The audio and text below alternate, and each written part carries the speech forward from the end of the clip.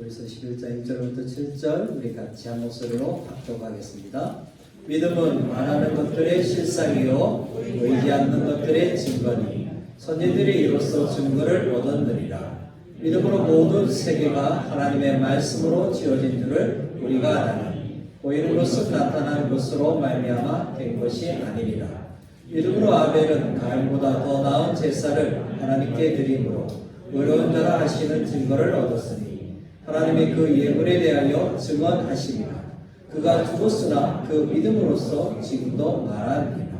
믿음으로 에녹은 죽음을 보지 않고 옮겨졌으니 하나님이 그를 옮기심으로 다시 보이지 아니하였느니라. 그는 옮겨지기 전에 하나님을 기쁘시게 하는 자라는 증거를 받았느니라. 믿음이 없이는 하나님을 기쁘시게 하지 못하니 하나님께 나아가는 자는 반드시 그가 계신 것과 또한 그가 자기를 찾는 자들에게 상 주시는 이심을 믿어야 할지니라. 믿음으로 노아는 아직 보이지 않는 일에 견고하심을 받아 경외함으로 왕조를 준비하여 그 집을 구원하였으니 이로 말미암아 세상을 정죄하고 믿음을 따르는 이의 상속자가 되었느니라. 아멘. 오늘 믿음이 있으면 함께 이 말씀을 가지고 생각해 보겠습니다. 여러분, 신자에게 있어서 믿음은 신앙생활의 핵심 요소 가운데 하나입니다. 성도를 신자 또는 예수 믿는 자라고 말하고 있습니다. 자, 그래서 부모는 자녀들에게 예수 그리스도를 인격적으로 만날 수 있도록 꼭 가르치고 기도합니다. 믿지 않는 불신자들에게 예수 그리스도만이 진정한 구원자 되심을 전하기 위해서 우리는 복음을 전파합니다. 그렇다면 여러분, 믿음이 무엇인가요? 오늘 1절에 보니까 믿음에 대한 정의를 히브리서 기자는 우리에게 말하고 있죠. 믿음은 바라는 것들의 실상이요 보이지 않는 것들의 증거니, 이렇게 정의하고 있습니다. 내가 무엇을 바라고 원하는 것이 성경에서 말하는 믿음이 아님을 말해주고 있는 것이죠. 자, 예를 들어 볼까요? 더 좋은 자동차를 갖고 싶어서 내가 원합니다. 바랍니다. 근데 어느 순간에 그것을 뭐예요? 얻게 돼요.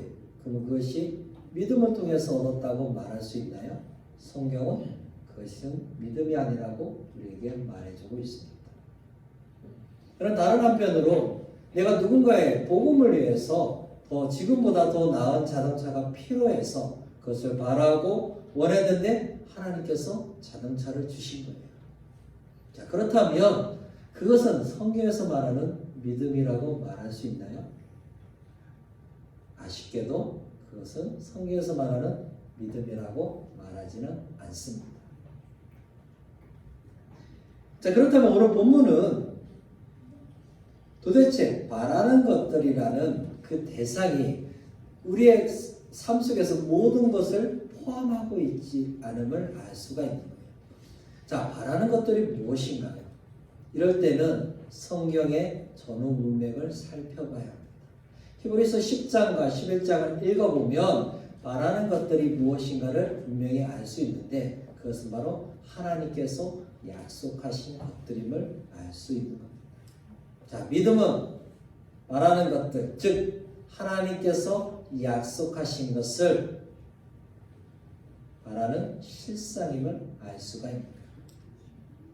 자, 히브리서 10장 35절로부터 36절에 이렇게 말하고 있습니다. 그러므로 너희 담대함을 버리지 말라. 이것이 큰 상을 얻게 하느니라. 너희에게 인내가 필요함은 너희가 하나님의 뜻을 행한 후에 약속하신 것을 받기 위함이라. 아멘. 자, 여기서 말하는 것은 나의 믿음에서 또 내가 원하는 것에서 나오는 것이 아니라 하나님의 말씀에서 나오는 것임을 알 수가 있는 것입니다. 자, 하나님께서 약속하신 것. 그래서 믿음이란 하나님께서 약속하신 것을 바라보는 것입니다.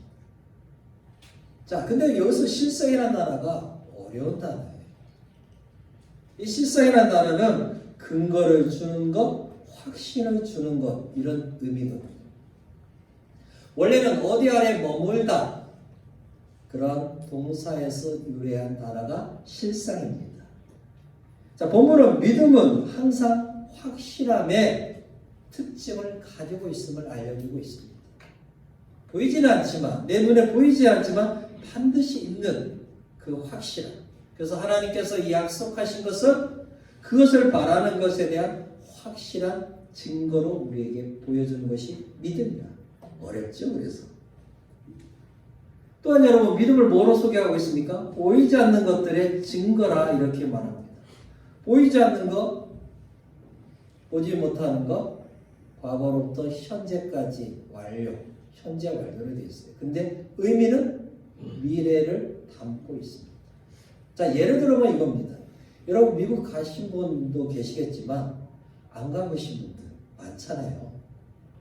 자, 그러면 안 가보신 분들은 미국에 있는 걸 믿어요, 안 믿어요? 혹시 안 믿는 분 있습니까? 자, 그러면 여러분 어떻게 미국에 있는 걸 아세요? 자, 매스컴이나 또 미국 사람들이 와서 또 아니면 미국에 갔다 오신 분들이 이야기해서 우리가 인터넷을 통해서 미국이라는 나라가 있는 것을 알게 됩니다. 궁극적으로는 내가 나중에 미국에 가면 확실하게 알게 되겠죠. 이거예요, 여러분. 믿음이라는 것은 보이지 않는 것을 보고 지금 이루어지지 않은 것을 장차 이루어가는 것. 하나님의 눈에 보이지 않지만 뭡니까? 하나님은 계시. 그것이 바로 뭐라고요? 믿음이라. 자, 그래서 여러분, 이 믿음은 눈에 보이지 않기 때문에 우리의 오감으로 인지할 수 없습니다. 자, 2절에 보니까 이 믿음을 가지고 있는 선진들, 특별히 구약의 선진들은 이로써, 즉 믿음으로써 증거를 얻었다. 즉 하나님께서 그의 믿음을 보시고 인정받은 사람이 되었음을 말해주고 있습니다. 또 3절에서는 그 믿음을 가진 사람은 모든 세계가, 즉 창조가 하나님의 말씀에 의해서 되어진 것을 믿게 되었다는 거예요. 창세기 1장 1절 말씀, 태초에 하나님이 천지를 창조하십니다. 이 말씀이 뭐예요? 믿어지는 거예요. 여러분, 하나님이 창조하는 거 보셨어요? 안 봤잖아요. 근데 뭐예요? 믿음 때문에 하나님이 온 우주 만물을 창조하셨구나. 그것을 갖는 믿음이 있게 된다. 자, 여러분, 믿음이 있는가 없는가는 하늘과 땅 차이입니다. 믿음이 있으면 어떤 환난과 어려운 가운데서도 인내하며 그것을 이길 수 있습니다. 코로나19가 언제 끝날까? 답답하기도 하고. 또 아이들은 뭐예요? 이제 집에서 학습한다는 것이 실증이 나잖아요. 학교 가고 싶은. 정말 아이들이 학교 가고 싶다는 말을 입에서 듣는 게 쉽지 않잖아요. 자, 오늘 이 말씀을 통해서 이 믿음으로 우리가 이 어려운 고난을 이길 수 있음을 믿습니다. 자, 믿음이 있으면 첫 번째, 믿음이 있으면 어떤 일이 일어날까요? 하나님이 받으시는 예배자가 됩니다. 네, 믿음이 있으면 뭐라고요? 하나님이 받으시는 예배자가 됩니다. 우리 4절 다시 한번 읽어보겠습니다. 4절입니다. 믿음으로 아벨은 가인보다 더 나은 제사를 하나님께 드림으로 의로운 자라 하시는 증거를 얻었으니 하나님이 그 예물에 대하여 증언하시니라. 그가 죽었으나 그 믿음으로써 지금도 말하느니라. 아멘. 자, 아담과 하와의 가정에 자녀들이 태어났죠. 자, 자녀들 가운데 가인과 아벨이 있습니다. 가인은 직업이 농사를 짓는 농부였고 아벨은 양을 치는 목동이었습니다. 자, 아버지로부터 하나님 앞에 나아가는, 즉 제사에 대해서 들었겠죠. 그래서 자신의 소산물들을 취하여서 하나님 앞에 제사를 드립니다. 근데 놀랍게도 하나님께서 아벨과 그 제물은 받으시지만 가인과 그 제물은 받지 않으십니다. 자, 구약 성경에 우리가 보면은 왜 아벨과 그 제물을 받으시고 가인과 그 제물을 받지 않았는가 정확하게 나와 있지 않습니다. 근데 오늘 히브리서 기자는 우리에게 뭐라고 말하냐면 아벨과 그 제물을 받으신 것은 그의 믿음 때문이다 이렇게 말해주고 있습니다. 어떤 믿음이에요? 아벨의 그 마음 속에, 그 중심 속에 순종하는 마음이 있음을 하나님이 보셨다는 거예요. 그 마음을 보시고 하나님 뭐예요? 아벨과 그의 제물을 받으셨다. 그래서 아벨은 그의 삶이 하나님을 기쁘시게 하는 예배의 삶임을 우리에게 알려주고 있습니다. 자, 그러면서 믿음으로 더 나은 제사를 드렸다 이렇게 말하고 있어요. 이 본문 때문에 많은 사람들이 아벨은 즉 피해 제사, 하나님이 원하시는 이 속죄를 기대하는 제사를 드렸기 때문에 하나님이 받으신 거라 이렇게 말하는 분들도 있어요. 물론 타당성도 있지만 보편적으로 보면 약간의 위험의 요소도 있습니다. 왜 그러냐면 직업에 의해서 자신의 소산물을 가지고 하나님 앞에 제사로 나아갔잖아요. 만약에 하나님이 속죄 제물만 받으신다고 했다면 모든 사람의 직업은 다 뭐가 돼야 돼요? 목동이 돼요. 여기에서는 아직 구약의 제사 제도가 완성되지 않았다. 물론 하나님이 구약의 제사가 속죄 제사를 기뻐 받으시지만 속죄 제사가 아닌 제사도 있었음을 우리는 잘 알고 있습니다. 이것은 이 시대를 비춰보면 이거예요.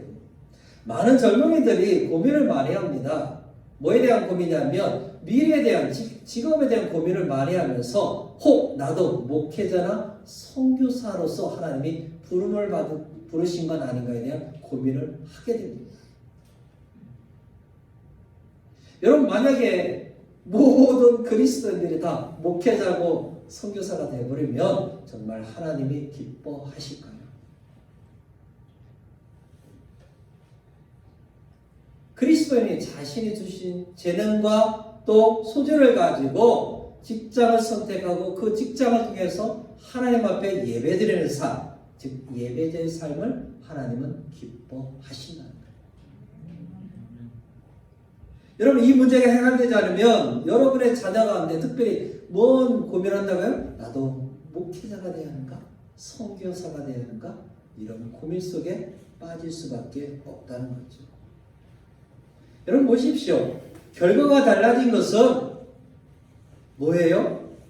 드리는 마음과 재물에 대한 중심이 달랐기 때문에 결과가 달라진 겁니다. 아벨은 하나님 앞에서 선을 행하는 가운데 자신의 소유물 가운데 가장 좋은 것을 선택해서 하나님 앞에 드렸습니다. 반대로 가인은 그 중심에 선을 가지지 못한 상태에서 자신의 소유물 가운데 소득물 가운데 가장 좋은 것을 선택한 것이 아니라 뭐예요? 손에 잡히는 걸 가지고 하나님 앞에 드린 거예요. 마음도 정성도 없이 그저 뭡니까? 어쩔 수 없이 하나님 앞에 그냥 제사로 드린 거예요. 하나님은 뭐를 보셨다고요? 그 마음의 중심과 그 마음의 상태를 보시고 그거에 대해서 하나님 어떻게 해요? 달리 결정해 주셨음을 우리에게 말씀해 주고 있는 겁니다. 그래서 요한일서 3장 12절에 이렇게 말하고 있습니다. 가인같이 하지 말라. 그는 악한 자에게 속하여 그 아우를 죽였으니 그 어떤 이유로 죽였느냐? 자기의 행위는 악하고 그의 아우의 행위는 의로움이라. 아멘. 가인의 태도에서 하나님은 뭘 봤습니까? 그의 악함과 무성의함을 보신 거예요. 그래서 뭐예요? 그가 드리는 제사, 그와 그의 제물을 기뻐 받으시지 않은 것이죠. 반대로 아벨이 드린 건 뭡니까? 더 나은 제사. 하나님 앞에 드리는 그의 마음과 제물에 대해서 가장 귀한 것을 드리는 그의 중심을 보시고 하나님은 어떻게 해요? 기뻐 받으신 거예요. 결국 아벨이 드리는 제사는 뭡니까? 믿음으로 드리는 제사입니다. 반대로 가인의 제사는 믿음이 없이 드리는 제사였음을 성경은 우리에게 말해주고 있습니다. 사랑하는 여러분, 하나님은 믿음을 가진 자를 기뻐하시고 그가 드리는 예배를 기뻐 받으십니다. 자, 그렇다면 하나님이 받으시는 예배가 되기 위해서는 어떻게 하는가는 분명하죠. 코로나19로 인해서 예배가 제한되기도 합니다. 하나님께 나아가는 모든 성도의 중심에 두어야 할 것이 무엇이겠습니까? 예배의 형식, 내용, 예배의 규모, 장식, 사람의 많이 모이고 적게 모임, 그게 아닙니다. 그 마음에 뭐가 있어야 돼요? 믿음이 있어야 돼요. 내가 어디에 있든 하나님 앞에 예배자로 서 있는 그 믿음이 있으면 하나님이 그 예배를 기뻐 받으신다는 거예요. 자, 하나님이 받으시는 예배자, 하나님의 약속하신 것을 바라고 나아가는 믿음이 있는 자를 하나님은 어떻게 해요? 기뻐 받으신다. 그래서 믿음은 하나님의 은혜요 선물이기도 합니다. 에베소서 2장 8절 너희는 그 은혜에 의하여 믿음으로 말미암아 구원을 받았으니 이것은 너희에게서 난 것이 아니요 하나님의 선물이라. 구원은 하나님의 선물인데 믿음을 통해서 우리가 받게 됨을 말해주고 있는 거죠. 그래서 여러분 적극적인 사고나 맹목적인 자기의 확신을 위한 것이 믿음이 아니라는 거예요. 보이지 않는 것을 증거할 수 있는 것이 믿음입니다. 보이지 않는 하나님을 나의 삶을 통해서 나타나게 하는 것이 믿음이라는 겁니다. 여러분 그 믿음을 하나님 뭐예요? 기뻐 받으신다는 거예요. 그래서 여러분 믿음이 없는 예배는 하나님이 받으시지 않는다는 거예요. 눈에 보이지는 않지만 나를 통해서 일하시고 인도하시고 보호하시는 그 하나님을 믿는 믿음을 가지고 드리는 예배자가 됩시다. 그것이 하나님을 기쁘시게 하는 예배자의 삶입니다. 두 번째, 믿음이 있으면 하나님이 기뻐하시는 삶을 살게 되죠. 그것이 5절과 6절인데요. 우리 5절, 6절 다시 읽겠습니다. 믿음으로 에녹은 죽음을 보지 않고 옮겨졌으니 하나님이 그를 옮기심으로 다시 보이지 아니하였느니라. 그는 옮겨지기 전에 하나님을 기쁘시게 하는 자라는 증거를 받았느니라. 믿음이 없이는 하나님을 기쁘시게 하지 못하나니 하나님께 나아가는 자는 반드시 그가 계신 것과 또한 그가 자기를 찾는 자들에게 상 주시는 이심을 믿어야 할지니라. 아멘. 죽음을 맛보지 않고 하늘나라로 가신 분이 성경에 두 분이 나옵니다. 한 분은 오늘 본문에 나오는 에녹이고요. 또 한 분은 엘리야 선지자입니다. 자, 에녹이 65세에 무두살레를 낳고 300년 동안 하나님과 동행하죠. 그리고 죽음을 경험하지 않고 천국으로 내려갑니다. 도대체 에녹은 왜 그런 놀라운 하나님의 혜택을 받은 것일까요? 그의 삶에 무엇이 하나님 보시고 그를 그렇게 인도하신 것일까요? 히브리서 기자는 그것을 믿음이라고 우리에게 아주 단호하게 말하고 있습니다. 여러분 하나님을 기쁘시게 하는 삶, 다른 말로 하면 뭐라고요? 하나님 앞에 영광을 돌려드리는 삶입니다. 에녹의 삶을 보니까 하나님은 왜? 너무나 행복하다는 거예요. 하나님과 깊은 교제 가운데 살았을 뿐만 아니라 하나님의 거룩한 임재 안에서 살았던 삶이 에녹의 삶이었습니다. 자, 그러면 우리는 어떻습니까? 우리도 하나님과 교제하잖아요. 그래서 뭐예요? 말씀 읽고 기도합니다. 어떻게 살아도 하나님을 기쁘시게 하려고 우리는 몸부림치면서 살아갑니다. 그럼 우리 삶에도 에녹과 같은 일이 일어날까요? 아닙니다. 만약에 그런 일이 일어났다면 역사를 통해서 믿음이 좋았던 우리 선배들 가운데 정말 죽지 않고 하늘나라에 갔다는 그런 기록들이 남아 있어야 하는 거예요. 근데 없어요. 그럼 왜 에녹과 엘리야는 그런 놀라운 일들을 경험했죠? 죽음이 끝이 아니라 영생이 있음을 우리에게 보여주는 증거가 바로 이 두 분들의 삶이라는 거죠. 그렇다고 그분들이 우리가 좀 특별하게 체질이 다르거나 성향이 다른 것은 아닙니다. 우리가 똑같은 성정을 가지고 계신 분들입니다. 연약함도 있고 아픔도 있고 괴로움도 있고 슬픔도 있지만 여전히 자신의 삶 속에서 하나님과 함께 살아가는 믿음의 삶을 살아갔다는 것이죠.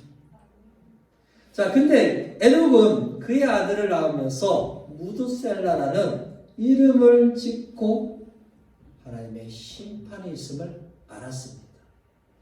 결국 그 심판을 바라보면서 그의 삶을 가꾸어 갔다 보니까 그게 뭐라고요? 믿음의 삶이고 하나님과 동행하는 삶이 된 것입니다. 자, 무드셀라라는 뜻이 문자적으로는 두 단어의 합성입니다. 사람과 투창, 즉 창을 던지는 것. 그래서 여러분, 창을 잘 던지는 사람 바로 뭐예요? 장수라는 거예요. 여러분, 고대 전쟁에 있어서 어떤 장수를 가지고 있느냐에 따라 전쟁의 승패가 좌우됩니다. 자, 근데요, 창을 던지는 사람, 이거하고 에녹의 삶하고 어떤 연관이 있어요? 잘 안 보이잖아요. 그래서 또 다른 의미가 있습니다. 하나님께서 심판을 보낸다는 뜻을 가지고 있습니다. 그 말은 뭐냐면 이 아이가 죽으면 하나님이 심판하신다는 그런 의미입니다. 즉 에녹은 자신의 아들을 낳으면서 이름을 지으면서 뭘 바라본 겁니까? 앞으로 일어날 하나님의 심판, 즉 홍수 심판을 본 겁니다. 정확하게 노아가 600세 되었을 때 무드셀라가 966살 되었을 때 심판이 왔습니다. 바로 그 아버지가 자신의 아들 무드셀라를 낳으면서 이름을 지으면서 하나님의 뭐예요? 홍수 심판을 본 거죠. 여러분, 장차 있을 심판을 바라보고 자신의 삶을 돌이켜서 하나님을 기쁘시게 하는 믿음의 삶을 살아가는 것은 당연합니다. 그럼에도 불구하고 우리는 뭐하고 살아요? 심판이 있는 걸 알면서도 우리는 마음대로 살아요. 하지만 에녹은 그렇지 않았습니다. 어떻게 하면 하나님을 기쁘시게 할까? 그는 믿음의 삶을 걸어간. 그래서 하나님의 보상으로 죽음을 맛보지 않고 그는 천국에 데려간 것이죠. 그러면서 6절에 하나님과의 진정한 교제는 믿음이 있어야 함을 말해주고 있는 겁니다. 여러분, 이 두 가지가 이 어렵고 힘든 삶을 살아가는 저와 여러분이 붙들어야 할 말씀입니다. 뭐예요? 하나님이 계신 것을 믿어야 합니다. 또 하나님께서 자기를 찾는 자들에게 상 주시는 이심을 믿어야 합니다. 사랑하는 여러분, 믿음이 있으면 하나님을 기쁘시게 하는 삶을 살게 됩니다. 그 믿음은 어디에서 온다고요? 장차 있을 심판을 통해서 온다는 거예요. 바울 사도도 사도행전 24장 25절에 보면 수일 후에 벨릭스가 그의 아내 유대 여자 드로실라와 함께 와서 바울을 불러 그리스도 예수의 믿는 도를 듣거늘 바울이 의와 절제와 장차로 심판을 강론하니 벨릭스가 두려워하여 대답하되 지금은 가라 내가 틈이 있으면 너를 부르리라 하고 누가에 의해서 기록된 사도행전을 보면 벨릭스가 자신 아내 드로실라와 함께 바울한테 찾아왔어요. 뭐를 들은 거예요? 그리스도 예수 믿는 도가 대체 뭐냐? 바울은 아주 단호하게 간단한 세 가지 단어를 이야기합니다. 의, 절제, 심판. 에녹도 똑같잖아요. 장차 있을 심판을 통해서 자신의 삶을 바꾸고 믿음의 삶을 살아갔듯이 이 시대를 살아가는 저와 여러분도 똑같습니다. 물론 홍수 심판은 없지만 최후 심판을 우리에게 있습니다. 그럼 그 심판을 바라보고 우리는 어떻게 살아야 한다고요? 절제와 의의 삶을 살아가야만이 하나님이 기뻐하시는 믿음의 삶을 살아갈 수 있습니다. 믿음으로 우리가 살아가면 반드시 하나님께서 약속하신 상을 주실 것입니다. 그러면서 하나님이 이렇게 말씀하십니다. 잘 싸웠다 아무개야 믿음으로 살아서 나는 너무 기뻤다고 칭찬해 주실 줄 믿습니다. 마지막으로 믿음이 있으면 환난을 이기는 삶을 삽니다. 우리 7절 다시 한번 읽겠습니다. 믿음으로 노아는 아직 보이지 않는 일에 경고하심을 받아 경외함으로 방주를 준비하여 그 집을 구원하였으니 이로 말미암아 세상을 정죄하고 믿음을 따르는 의의 상속자가 되었느니라. 아멘. 자, 노아는 장차 있어 심판을 준비하였다고 말하고 있습니다. 그 기간이 정확하게 얼마인지는 알 수 없어요. 물론 여러분 가운데도 여전히 120년이라고 믿는 분들도 있어요. 물론 칼빈도 그렇게 이야기를 했어요.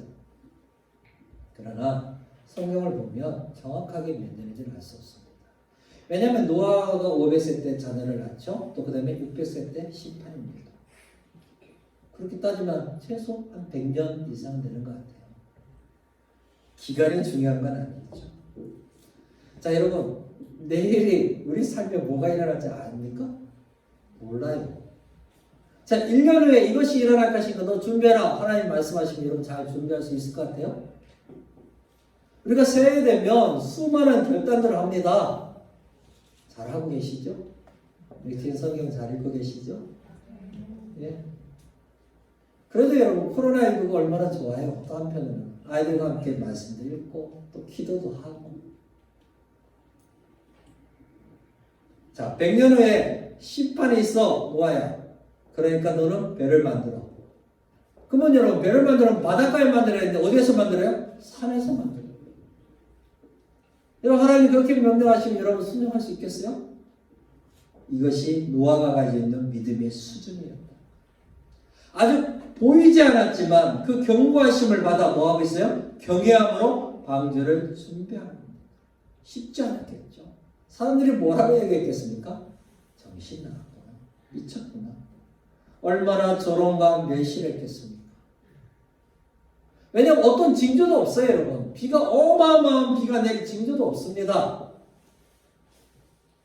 수많은 사람들의 그 쑥닥거림, 수군거림을 다 들으면서 뭡니까? 노아는 묵묵히 자녀와 함께 뭐요? 방주를 짓고 있었다는 거죠. 자, 여기서 우리가 일상으로 살아가면서 답글로 인하여서 자기 스스로 몸을 끊는 분들이 있어요. 누군가 나에게 좋지 않은 말 때문에 힘들어하는 분들이 있습니다. 한번 생각해 보십시오. 누군가가 나에게 던지는 말을 경청하는 것은 필요하지만 여러분 좋은 말, 좋지 않은 말 구별할 수 있는 분별력은 있어야 합니다. 여러분 나쁜 말을 내 마음에 담아서 그것을 계속해서 새기고 묵상해서 그것이 나의 삶을 결정해 버리도록 내버려둬서는 안 된다는 거예요. 영적으로 유익된 것에 대해서 우리가 마음에 새기고 깊이 나의 삶을 이끌어가야 하지만 그렇지 않은 것에 대해서 뭡니까? 단호하게 끊어버리는 능력이 우리에게 있어야 하는 것입니다. 여러분 노아가 그런 거예요. 수많은 사람들이 와서 조롱하고 비방하고 미쳤다 돌았다 이야기하지라도 그것이 뭡니까? 자기의 주어진 사명을 포기할 수 없다는 거죠. 여러분 이것이 바로 뭡니까? 믿음이라는 겁니다. 여러분 코로나19에 대해서 수많은 사람들이 이야기할지라도 우리는 뭐합니까? 나에게 주어진 사명에 대해서 뭡니까? 이루어가는 겁니다. 그것이 바로 뭐예요? 하나님을 기쁘시게 하는 믿음의 삶을 살아가는 것이죠. 그래서 여러분 그는 경외함으로 방주를 준비했다고 말하고 있는 겁니다. 하나님이 계시한 그 말씀에 따라 존경함을 가지고 뭐예요? 진지한 태도를 가지고 방주를 준비한 것이죠. 즉 하나님께 소망을 두었기 때문에 그 8명의 가족이 구원받게 된 것입니다.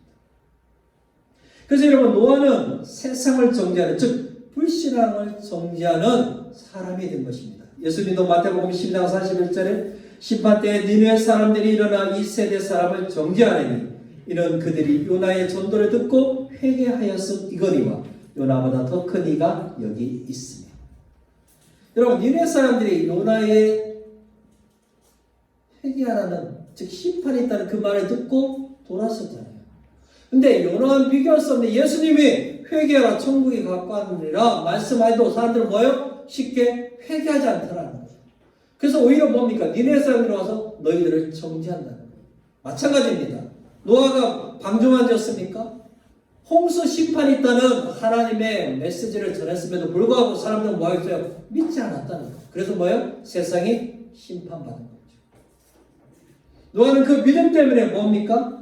의인으로서 인정을 받게 되었습니다. 그래서 믿음을 따르는 의의 상속자, 후사가 되었음을 성경은 우리에게 말해주고 있는 겁니다.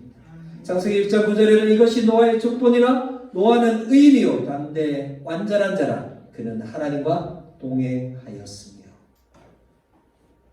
하나님께 의로운 사람을 인정받았을 뿐만 아니라 믿음을 쫓아서 살았던 노아는 뭐가 됐다고요? 의의 상속자, 후사가 된 것입니다. 여러분, 의의 상속자는 내가 원한다고 해서 되는 것이 아니라 누가 주시는 거예요? 하나님이 주시는 거예요. 즉 예수 그리스도를 통하여서 의의 상속자로 우리를 삼아 주심에 감사합시다. 여러분, 상속자의 자격은 누굽니까? 자녀나 양자가 또 유언이나 유서를 통해서 받게 됩니다. 그래서 하나님은 자신의 의를 상속할 권리를 누구에게 주신다고요? 믿음의 사람에게 주셨음을 말해주고 있는 것이죠. 여러분, 마지막 때를 살아가는 우리가 믿음의 눈을 가지고 무엇을 봐야 합니까? 심판을 바라봐야 합니다.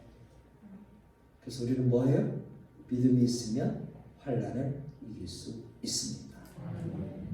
여러분, 지금 우리는 믿음의 싸움을 하고 있습니다. 믿음이 있으면 하나님을 기쁘시게 하는 삶을 살 수 있습니다. 또한 하나님이 받으시는 예배자가 됩니다. 또한 환난을 이기는 삶을 살게 됩니다. 코로나19는 우리의 믿음을 시험하고 있습니다.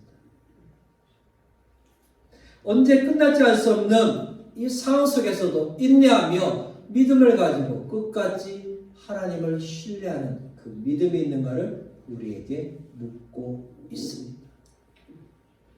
믿음은 말하는 것들의 실상이요 보이지 않는 것들의 증거라 했습니다. 눈에 보이지 않는 하나님, 나의 삶을 통해 나의 말과 행동을 통해서 보여주는 것이 믿음입니다. 여러분을 통해서 믿음이 증거되어서 하나님 앞에 영광 돌리고 하나님의 기뻐하시는 삶을 살아가기를 주님의 이름으로 축복합니다.